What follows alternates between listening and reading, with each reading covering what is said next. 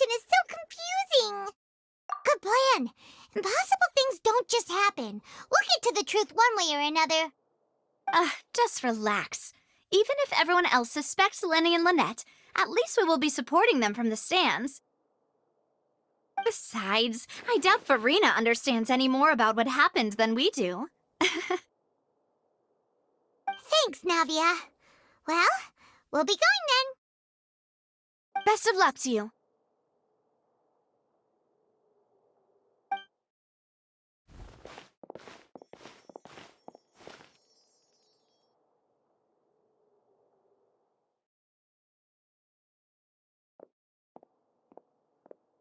Finally, you're back. Well, how did your investigation go? To be honest, you might be disappointed. No. We're already very grateful that you were willing to help. Well now, don't you all look disappointed. Don't tell me that your investigation came up empty-handed. That was to be expected, of course. The guilty can never produce proof of their innocence. But don't let that stop you. I shall be terribly disappointed should you, my most anticipated foe, concede so easily. Since both parties are present, I declare that the trial regarding the magic show incident is now in session. Firstly, in order for the audience to understand the causes and results of the incident, could we please have Mr. Linney explain the trick? Yes, of course. I will explain while Lynette demonstrates on stage. All the necessary items have been prepared.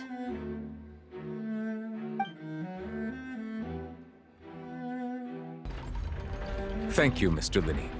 In that case, I take your statement to be that you ran to and remained hidden within the magic box in the audience stands once the trick began, and thus could not have committed the crime.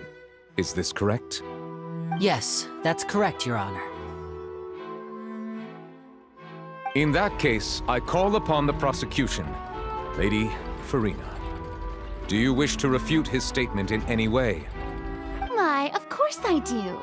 Allow me to take the first shot and break this case wide open. Mr. Linney is clearly lying. There is no way you could have been in the box the whole time if you were to abduct Halsey and murder Cowell. In fact, I'd say you were hardly in that tunnel at all. That is simply your hypothesis based on the presumption that I'm guilty. Oh, is that so?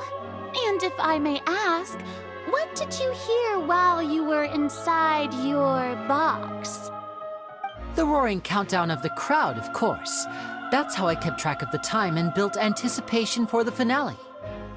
And you didn't hear anything else at all? Nothing that might leave an impression of any kind? No, nothing. I see. But when the count reached 30 seconds or so, there was a thud. One so loud that I believe practically everyone heard it. Huh? Hey, hang on. Something's not right here.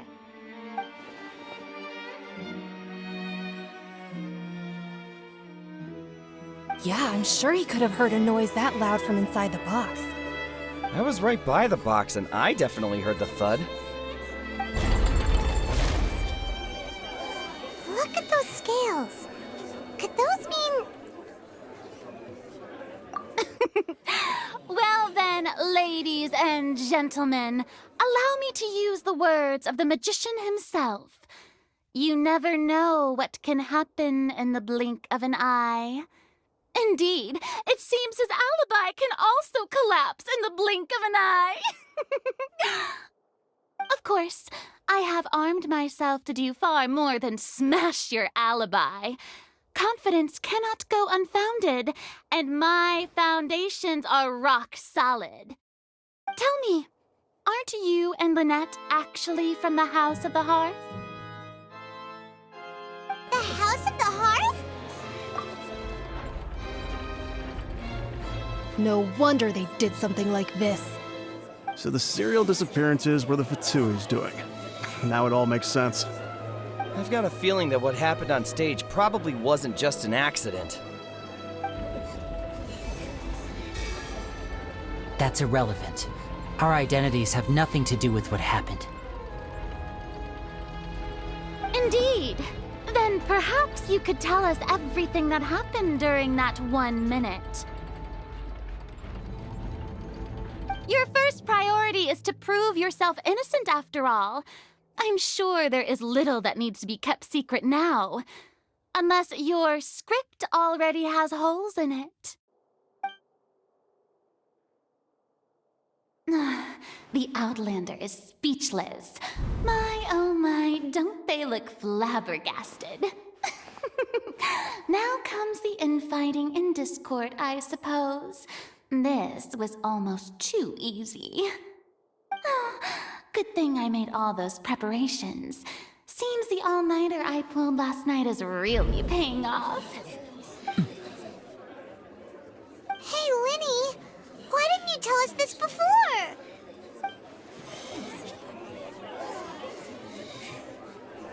Order! Order!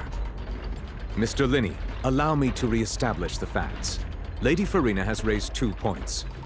First, when the thud was heard in the Opera House, you were neither in the box nor the tunnel. Second, you and Ms. Lynette are both members of the House of the Hearth. Are these claims true?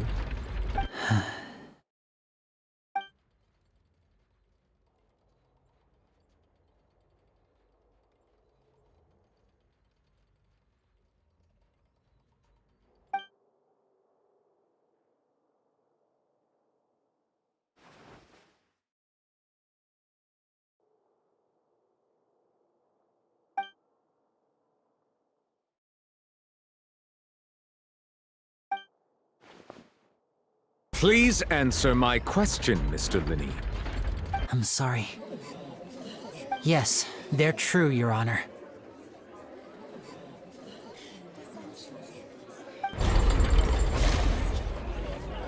I knew it! Well, that's it. We might as well move on to the sentencing already. What should we do now? Granted. In that case, what is your request? Is that really necessary? They're already as good as guilty. The defendant deceived their own attorneys. What is there left to discuss? Order! Order, I say! Your request is reasonable, and we shall adjourn. This trial will reconvene in 1 hour. So you would stick to Mr. Linney's defense even after knowing what you do now? You certainly have more professionalism than I thought. In that case, my dear audience, let's allow the joy of victory to steep for a little while longer.